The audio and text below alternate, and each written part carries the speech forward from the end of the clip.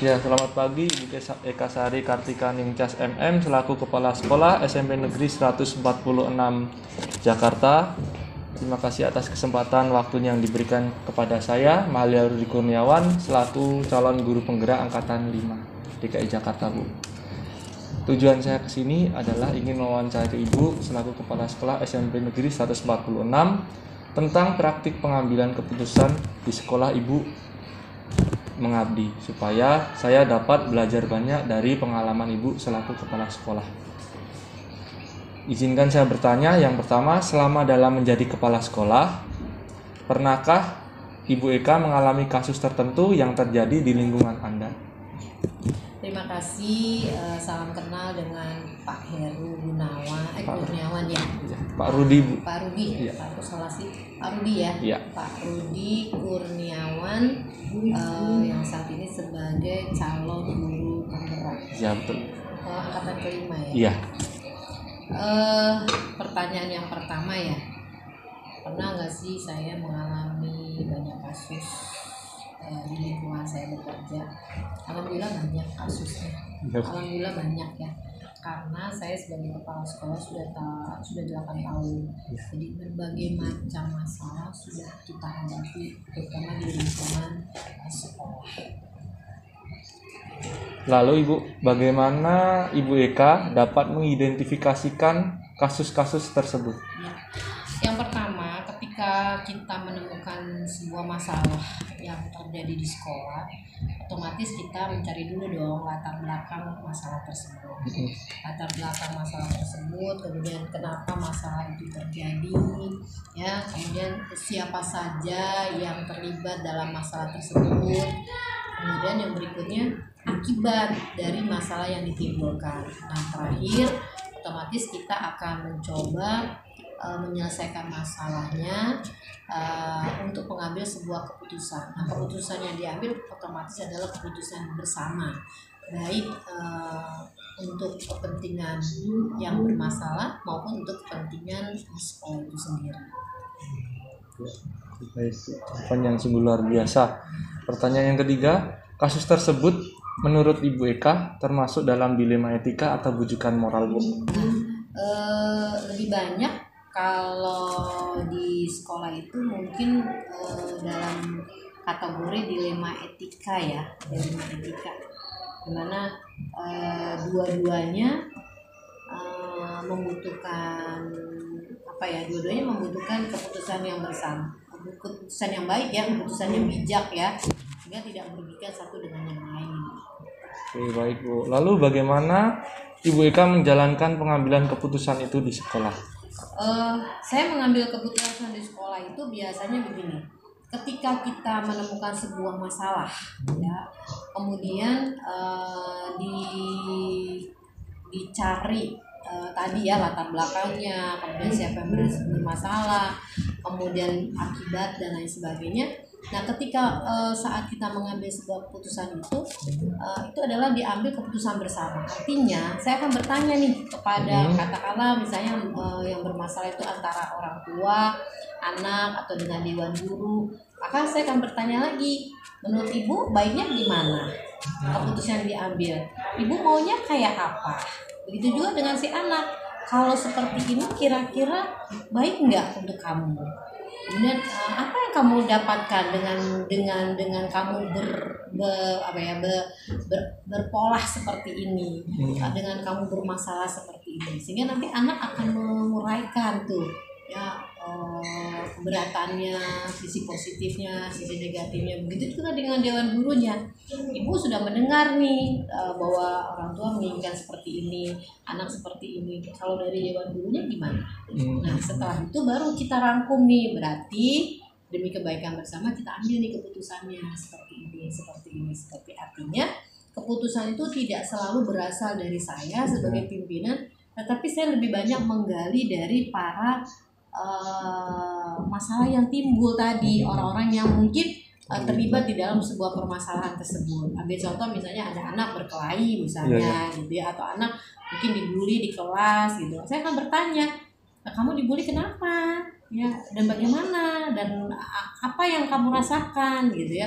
Jadi sehingga begitu kita berdialog, kita berdiskusi atau kita konseling, ternyata ada keputusan bersama nih. Oh seperti ini nih keputusan. Nah, kita komitmen untuk menjalankan yang menjadi keputusan bersama tadi. Jawabannya sih luar biasa, lengkap lah ya Bu, mantap. Bagaimana apabila Ibu Eka dipertemukan dengan sebuah kasus yang dimana ada dua kepentingan yang sama-sama benar atau sama-sama mengandung nilai kebajikan? Nah, kalau saya kembalikan lagi ya, setiap kali keputusan yang kita ambil adalah keputusan yang disepakati oleh kedua belah pihak. Artinya bahwa keputusan ini menjadi komitmen bersama, dijalankan juga secara bersama-sama. Jangan menjadi keputusan yang digali atau diberikan dari otoritas sekolah. Tapi keputusan itu harus benar-benar keluar dari tadi orang-orang yang bermasalah tadi ya. Misalnya contoh apa ya kira-kira ya, misalnya anak bolos sekolah gitu ya. Di satu sisi mungkin dia bolos karena nganter ibunya ke rumah sakit misalnya. Kemudian gurunya nggak terima nih, kenapa sih kok kamu bolos terus gitu ya. Sementara di mata gurunya mungkin ini anak adalah anak yang bandel, anak yang mungkin tidak peduli dengan sekolahnya. Tapi setelah kita gali, ternyata anak ini adalah latar belakangnya. Nah, kita harus sama-sama nih, sama-sama bisa mengerti bahwa ternyata di balik ini semua ada masalah dari anak yang tidak bisa diselesaikan. Itu artinya keputusan ini kan harus keputusan disepakati bersama, baik dari sang gurunya maupun dari siswanya. Nah, kalau ini sudah menjadi komitmen, kita cari jalan tengahnya gimana. Oh, mungkin nganter ibunya sore hari, atau dia izin dulu dengan gurunya, sehingga si guru tahu bahwa anak ini bukan bolos atau bukan cabut, tapi ada kepentingan yang dia tidak bisa tunda gitu. Lalu langkah-langkah atau prosedur apa yang biasa Ibu Eka lakukan selama ini untuk menyelesaikan kasus tersebut? Nah, yang pertama saya mengenal dulu kliennya, kemudian kita mengambil datanya, kita cari dulu data-data penunjangnya, kemudian mencari titik masalahnya sebenarnya di mana sih gitu ya. Setelah kita menemukan titik permasalahannya, baru kita tahu nih bahwa masalah ini tidak sederhana yang terjadi misalnya. Berarti harus melibatkan banyak orang yang harus di konseling misalnya. Ya udah kita cari dulu sampai seakar-akar permasalahannya. Artinya ini nanti menyangkut keputusan.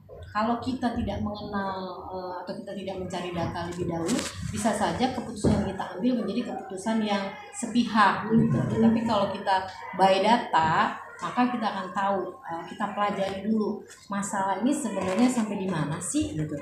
Ya, jadi langkah-langkahnya itu. Yang pertama pasti kita harus mengenal dulu nih kedua belah pihak, baik dari sisi yang bermasalah atau dari sisi lingkungannya atau dari sisi keluarganya. Semua kita cari datanya dengan tuntas, baru kita menentukan masalahnya apa. Setelah masalahnya ketemu, berarti solusinya apa. Gitu. Ya. Lalu pertanyaan selanjutnya Bu, hal-hal apa saja yang selama ini Ibu rasakan anggap efektif dalam pengambilan keputusan pada kasus-kasus yang termasuk dalam dilema etika Bu? Hal-hal apa saja yang selama ini Anda lakukan? Ya, yang efektif adalah pasti kita mengenal dulu ya. Saya biasanya selalu melakukan konseling dulu ya, konseling individu. Kemudian kita adakan problem solving gitu ya. Biasanya dengan melakukan problem solving. Dan yang terakhir adalah kalau diperlukan adalah family terapi. Oh, family terapi ya Bu, ya, secara kekeluargaan. Ya, secara keluarga. Atau juga dengan bimbingan kelompok. Oke. Apa yang menjadi tantangan Ibu Eka selama ini dalam pengambilan keputusan pada kasus-kasus dilema etika Bu? Yang pasti gini, setiap keputusan diambil itu biasanya pasti masih ada rasa kecewa di antara salah satu, ya kan? Misalnya contoh gini, keputusannya menurut versi A anak ini harus dikeluarin misalnya. Tapi ternyata keputusannya tidak seperti itu. Jadi ekspektasinya tidak sesuai dengan ekspektasi guru misalnya, atau ekspektasi orang tua gitu kan, atau ekspektasi orang yang bermasalah gitu. Tetapi ternyata Tapi bukan berarti gagal dalam pengambil keputusan, bukan. Rasa kecewa itu pasti ada, tapi kita mencoba untuk bisa menetralisir rasa kecewa orang tersebut dengan ya sama-sama bisa memahami titik permasalahan yang terjadi gitu, ya. Apakah Ibu Eka memiliki jadwal tertentu untuk menyelesaikan sebuah kasus? Kalau jadwal sih sebetulnya nggak ada ya, tapi kadang-kadang kepala sekolah itu kan banyak kegiatan di luar yang tidak bisa diwakilkan. Artinya selama saya punya kesempatan, selama saya tidak ada dinas di luar, insya Allah saya berusaha untuk menyelesaikan masalah itu dengan secepat mungkin. Lebih cepat lebih baik ya, Bu. Lebih cepat lebih baik. Apa kekuatan yang Ibu miliki saat ini yang dapat mempermudah atau membantu Ibu dalam mengambil keputusan dalam kasus dilema etika, Bu? Saya mempunyai keyakinan bahwa apapun yang kita lakukan adalah demi memberikan layanan yang terbaik. Pelayanan yang terbaik kepada semua orang. Kemudian kita selalu berpikir bagaimana kita mempermudah masalah. Itu bukan masalah lebih berat lagi gitu. Iya, betul. Kita datang dengan masalah, kemudian keluar dengan masalah lagi kan gitu. Nambah masalah ya, Bu. Dengan masalah yang terselesaikan dengan smooth gitu. Iya, mempermudah penyelesaian masalah. Kekuatannya pasti karena saya punya jabatan ya. Kadang-kadang mungkin orang lebih manut gitu ya. Iya. Tapi sebenarnya sih nggak gitu juga. Kita berusaha untuk meyakini bahwa setiap masalah itu pasti harus ada solusinya. Win-win solution ya, Bu. Solusinya yang terbaik dan bijak gitu. Jadi tidak merugikan di mana-mana. Baik, Bu. Menurut Ibu yang sampaikan, pembelajaran apa yang dapat dipetik dari pengalaman Ibu saat mengambil keputusan? Saya merasa gini, manusia itu kan letaknya salah. Jadi kita sebaiknya bisa memaafkan orang, atau kita bisa melihat bahwa semua orang punya kekurangan gitu ya, punya kekurangan, punya juga kelemahan ya. Jadi apapun yang bisa kita lakukan untuk orang lain, ya kita beri keputusan yang menyelesaikan masalahnya dengan baik juga gitu ya. Sifat memaafkannya tuh lebih tinggi gitu ya. Jadi sehingga orang itu tidak menggunakan egosentris kepada diri kita, tapi lebih kepada bagaimana sih kita bisa menyadari bahwa memang salah itu sesuatu yang wajar gitu, tapi kita berusaha untuk menemukan atau mencari solusi dari sebuah permasalahan yang ada. Terima kasih Ibu sudah menjawab seluruh pertanyaan dari wawancara yang saya lakukan ini. Terima kasih kepada Ibu Eka Sari Kartika Ningtyas MM selaku Kepala Sekolah SMP Negeri 146 Jakarta telah memberikan waktu yang sangat berharga buat saya untuk menyelesaikan tugas yang diberikan dari program Guru Penggerak, Ibu. Ya, mudah-mudahan sukses ya. Terima kasih, Bu. Apa yang saya lakukan ini mungkin belum sempurna atau masih banyak hal-hal yang kurang. Nanti kalau sudah jadi guru penggerak dan jadi calon kepala sekolah bisa lebih menggali lagi. Siap, Bu. Sukses ya. Belajar dari pengalaman. Terima kasih sharing pengalaman yang Ibu Eka berikan. Terima kasih. Selamat pagi, Bu. Selamat pagi.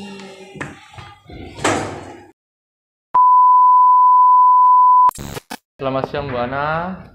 Selamat siang, Kak Rudi. Ya, terima kasih Bu Ana atas kesempatan kali ini diberikan waktu untuk mewawancarai tentang pengalaman Ibu dalam pengambilan keputusan sebagai kepala sekolah di lingkungan SMP Negeri 144 Jakarta ya, Bu. Ya, siap. Ya, izinkan yang pertama-tama saya akan mewawancarai Ibu dengan berbagai pertanyaan yang sudah saya sediakan. Pertanyaan yang pertama, Bu, selama dalam menjadi kepala sekolah, pernahkah Bu Ana mengalami kasus tertentu yang terjadi di lingkungan sekolah, Bu? Udah pasti jawabannya ya. Ya, Bu. Nggak mungkin nggak ada kasus. Ya, Masalah betul. pasti terjadi. Iya. Ya, banyak macamnya. Ya, seperti dilema antara murid pada mata pelajaran tertentu. Di satu sisi dia tidak seret pada cara mengajar gurunya, tetapi di satu sisi dia juga mempertimbangkan kondisi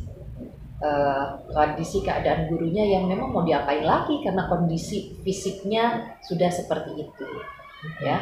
Nah, kemudian ada lagi dilema antara sekolah dengan lingkungan di sekitar masyarakat ya. di mana kita tidak bisa serta-merta membuat peraturan masyarakat di lingkungan sekolah kita ya tidak boleh main di dalam lingkungan sekolah kita ketika KBM telah selesai ya. Nah itu dilema seperti itu yang menurut saya perlu perhatian khusus ya. Sungguh luar biasa ya Bu kejadian yang terjadi di lingkungan sekolah kita. Lalu bagaimana Bu Ana dapat mengidentifikasikan kasus-kasus tersebut Bu? Identifikasi yang saya lakukan adalah pertama melihat untuk kasus yang pertama tadi itu saya melihat kenapa kok pelajaran matematik anak-anak tidak begitu interaktif ya, tidak begitu antusias ya, walaupun memang pelajaran matematik terkadang merupakan suatu mata pelajaran yang momok ya buat anak-anak. Akan tetapi kalau memang gurunya begitu interaktif dalam mengajar ya tentu akan menjadi menarik ya. Ini saya lihat ada anak begitu saya wawancara ngobrol dengan anak-anak terkait dengan mata pelajaran matematik, kelas A begitu antusias menjawabnya ya, oh enak Bu, enak, senang, bla bla bla gitu ya. Tapi ketika masuk di kelas B, aduh Bu, kami mau gimana Bu? Kami hampir 2 tahun nih Bu dengan guru yang sama Bu ya. Nah itu satu dilema buat saya. Di satu sisi kita masih kekurangan banyak guru ya, sehingga ya mau tidak mau kita harus mencantumkan guru tersebut dalam untuk mengajar di KBM tertentu itu ya. Kemudian identifikasi untuk kasus masalah yang kedua itu ya kita melihat sarana prasarana sekolah banyak yang rusak ya, sering kali rusak, sudah kita perbaiki, selang beberapa minggu kemudian rusak lagi, selang beberapa kemudian rusak lagi ya, jadi berulang kali terjadi kerusakan. Namun kendalanya ya satu, ketika kita akan mengambil satu tindakan yang kita pandang ini adalah satu solusi, terbentur lagi pada masalah dana ya, dana yang belum cair, dana anggaran yang belum turun semua, sehingga kita tidak bisa mengeksekusi untuk menyelesaikan masalah tersebut ya. Tetapi beberapa masukan dari lingkungan sekitar, dari stakeholder sekitar, Pak RT, Pak RW, bahkan sampai Pak Lurah, kita tampung saran pendapat terkait dengan permasalahan sekolah yang berkaitan dengan lingkungan masyarakat. Yang nantinya ini ketika kita mengambil satu keputusan ya, kita tidak lagi mendapat pertentangan yang terlalu keras ya antara masyarakat, karena kita sudah menjalin hubungan dulu dengan stakeholder di lingkungan masyarakat, dan berharap nanti setelah menjalin itu akan ada sosialisasi dulu, sehingga ini akan menurunkan tingkat kerusakan ataupun rasa masyarakat ingin mengadakan penolakan, paling tidak tensinya agak turun gitu setelah kita mengadakan sosialisasi. Cuma terbenturnya dana belum turun ya. Jadi identifikasi kasusnya seperti itu ya, yang sudah kita lakukan. Oke, baik Bu. Lalu kasus tersebut menurut Ibu termasuk dalam dilema etika atau bujukan moral Bu kira-kira? Dilema etika. Oke. Dilema etika. Lalu bagaimana Ibu menjalankan pengambilan keputusan di sekolah dari berbagai kasus yang pernah Ibu alami dan sedang alami saat ini, Bu? Uji regulasi, kita lihat aturan-aturan yang ada. Ya, kalau memang melanggar aturan, ya kita kembali on the track pada aturan yang berlaku. Ya, namun ketika ada benturan antara aturannya satu dengan aturan yang lain, kita main uji intuisi. Ya, intuisi, ya kemudian ya kita main di skala prioritas. Ya, nah itu yang saya lakukan, tentu dengan memandang semua aspek ya, kita pertimbangkan dulu. Semua aspek, semua lini kita pertimbangkan ya. Jadi mengambil keputusan itu jangan gegabah, jangan buru-buru, kemudian jangan memandang hanya pada satu sisi saja, jangan pakai kacamata kuda, tetapi kita lihat semua aspeknya. Kita lihat bagaimana aspek regulasinya, bagaimana aspek nilai-nilai yang berlaku di masyarakat. Ya, kemudian kita juga mesti main nih, perasaan kita, intuisi kita juga harus main. Ya, itu kita ramu, kita olah, kita pertimbangkan. Ya, mana yang menurut keyakinan kita itulah yang terbaik. Itu ya tentunya ya sambil berdoa lah, minta petunjuk sama Allah bahwa inilah yang terbaik.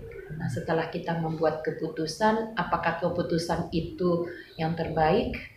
Ya belum tentu sih sebenarnya, tetapi paling tidak kita sudah membuat satu keputusan. Kemudian keputusan itu ya kita evaluasi, ya kita evaluasi terhadap keputusan yang sudah kita ambil itu, kita lihat lagi sampai sejauh mana keputusan itu diberlakukan, apa dampaknya. Ya, bagaimana efektivitas dari keputusan yang sudah kita ambil itu, ya kita refleksi lagi lah.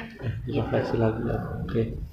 Pertanyaan selanjutnya, Bu, bagaimana apabila Ibu dipertemukan dengan sebuah kasus di mana ada dua kepentingan yang sama-sama benar, sama-sama mengandung nilai kebajikan, Bu?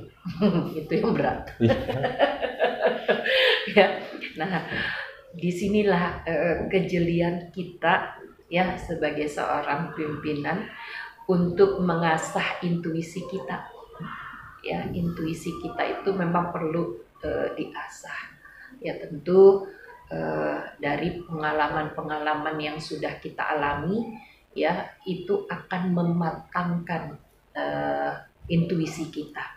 Jadi penting, pengalaman itu adalah guru yang terbaik. Memang benar ya, dengan adanya pengalaman itu akan menambah pengalaman kita dan mengasah intuisi kita. Ya, perasaan kita, feeling kita. Apalagi kalau ada yang berbenturan yang bedanya tipis kan. Gitu. Ya. Jadi semua pengalaman hidup itu adalah guru yang terbaik yang akan memberikan warna ketika kita akan mengambil keputusan, bahkan di saat yang sulit. Ya, jadi kalau punya pengalaman bahkan sampai pahit banget, jangan putus asa ya, tetapi kita ambil maknanya ya. Nah, itu. Nah, kalau di dalam agama saya itu, mungkin di agama lain juga sama kali ya, bahwa Tuhan itu tidak akan menguji umatnya di luar batas kemampuannya. Ketika seseorang diuji, ya, disitulah dia akan dinaikkan derajatnya. Nah, derajatnya ini kalau saya memandang disitulah kita akan diuji tingkat ketajaman intuisi kita. Ya, jadi kalau menghadapi masalah kita nggak boleh ya mengeluh gitu, tapi hadapi saja. Ini adalah sebagai ujian buat kita juga, pengalaman buat kita. Artinya kita sedang dinaikkan derajatnya ya. Oke. Lalu langkah-langkah atau prosedur apa yang biasa Ibu lakukan selama ini dalam menghadapi masalah-masalah tersebut, Bu? Hmm, langkah-langkah prosedur yang biasa saya lakukan ya pakai prinsip resolusi. Ya, resolusi artinya ya kita lihat dulu latar belakang masalahnya apa, ya. Kemudian faktor yang mempengaruhi apa, ya. Kemudian kita pikirkan juga alternatif penyelesaiannya. Dari alternatif penyelesaiannya itu kita lihat juga dampak positifnya apa, dampak negatifnya apa. Nanti dari alternatif yang sudah dipertimbangkan dampak positif dan dampak negatif, tentu kita akan buat skala prioritas pilihan. Ya, tentunya kita akan memilih yang dampak negatifnya lebih kecil, ya itulah yang menjadi keputusan kita. Oke. Lalu hal-hal apa saja yang selama ini Ibu Ana anggap efektif dalam pengambilan keputusan pada kasus-kasus dilema etika, Bu? Kompromi. Ya, kompromi bukan berarti terus kita pasrah ya, enggak. Ya, kompromi ini artinya kita membuka ruang komunikasi. Kita membuka ruang komunikasi, kemudian kita tampung semua masukan, semua saran, semua keluhan, ya. Kemudian nanti kita pilah-pilah mana yang menjadi akar masalah, ya, mana yang menjadi penyebab masalah. Nah, nanti kita buat kesimpulan permasalahannya apa, mana yang menjadi sumber masalah, disitulah yang akan kita cari jalan keluarnya atau penyelesaiannya. Saya yakin dengan kompromi itu, dengan kita membuka ruang komunikasi, itu akan memudahkan kita untuk mencari jalan keluar atau penyelesaiannya. Oke, baik, Bu. Apa yang menjadi tantangan Ibu selama ini dalam pengambilan keputusan pada kasus dilema etika, Bu? Tantangannya, Bu? Yaitu ketika tantangan saya adalah ketika antara rasa keadilan, ya, melawan rasa kasihan. Itu yang menjadi tantangan saya. Di satu sisi saya ingin anak-anak murid-murid saya itu mempunyai hak yang sama, keadilan yang sama, ya, untuk menerima pengajaran yang sama, ya. Akan tetapi di satu sisi ternyata karena ada kendala salah satu guru yang dalam kondisi tertentu dia tidak bisa maksimal memberikan pengajaran, sementara dia menjadi tulang punggung keluarga dalam mencari nafkah. Nah, ini dilema antara keadilan yang sama terhadap murid dengan rasa kasihan apabila saya mengambil keputusan terhadap guru tersebut, ternyata dia menjadi tulang punggung keluarga. Ya, jadi antara dilema keadilan dan rasa kasihan yang kadang ini menjadi tantangan banget gitu ya. Nah, itu. Iya, Bu. Pertanyaan selanjutnya, apakah Ibu Ana memiliki jadwal tertentu untuk menyelesaikan sebuah kasus? Jadwal tertentu sih sebenarnya enggak, tapi itu tergantung pada situasi dan urgensi masalah itu harus diselesaikan kapan, ya. Jadi enggak ada jadwal khususnya harus jam segini, enggak. Kita lihat situasinya bagaimana, mendesak atau tidak, kemudian urgensi masalah itu urgent atau tidak. Itu aja kriterianya. Oke, Bu. Lalu apa kekuatan yang Ibu miliki saat ini yang dapat mempermudah ataupun membantu Ibu dalam mengambil keputusan dalam kasus dilema etika, Bu? Kekuatan saya adalah saat dikomunikasi, ya. Alhamdulillah saya mencoba untuk membuka jaring komunikasi dengan berbagai pihak, ya, dan saya juga membuka komunikasi terbuka kepada siapa saja, ya. Nah, ini yang membantu saya untuk bisa menyelesaikan dalam mengambil keputusan kasus dilema etika. Intinya adalah kita buka komunikasi. Komunikasi ya Bu. Ya. Oke, baik Bu. Pertanyaan terakhir, menurut Ibu yang sampaikan tadi, pembelajaran apa yang dapat dipetik dari pengalaman Ibu dalam mengambil keputusan Bu? Yang pertama itu dalam mengambil keputusan adalah siapkan berbagai pertimbangan, ya. Kemudian sebelum membuat pertimbangan kita cari dulu akar masalahnya apa. Kemudian dari akar masalahnya apa, kita buat sumber masalahnya. Dari akar masalah banyak ini kita cari ini sumber masalah yang ini di mana. Setelah ketemu sumber masalahnya apa, kemudian kita buat alternatif penyelesaiannya. Setelah dibuat alternatif plan A, plan B, plan C, kita pertimbangkan lagi kalau kita mengambil keputusan plan A, apa dampak positifnya, apa dampak negatifnya. Plan B juga demikian, ya. Apa dampak positifnya, apa dampak negatifnya. Kemudian kalau sudah ada plan A, plan B, plan dan kita sudah pertimbangkan dampak positif negatifnya, buat skala prioritas. Ya, berarti prioritas pertama plan A, prioritas kedua misalnya plan C, prioritas ketiga plan D. Jadi ketika keputusan pertama ini tidak berhasil, maka kita segera cari opsi yang kedua, opsi yang ketiganya. Nah, setelah kita membuat keputusan, yang terpenting itu tadi, kita harus lihat lagi sejauh mana efektivitas keputusan yang kita ambil, sejauh mana kebermanfaatannya, yaitu tadi membuat refleksi dari setiap keputusan yang kita ambil. Ya, itu. Luar biasa jawaban-jawaban Bu Ana yang sungguh membuat saya belajar dari wawancara yang kita laksanakan ini. Terima kasih Bu Ana atas waktu yang sudah diberikan kepada saya sehingga saya dapat melakukan wawancara pada siang hari ini. Semoga Bu Ana selalu diberikan kesehatannya Bu. Amin ya rabbal alamin. Ya, terima kasih Bu Ana. Ya, sukses, selamat ya Pak Rudi, biar lancar segala urusannya. Amin, Tetap Bu. semangat.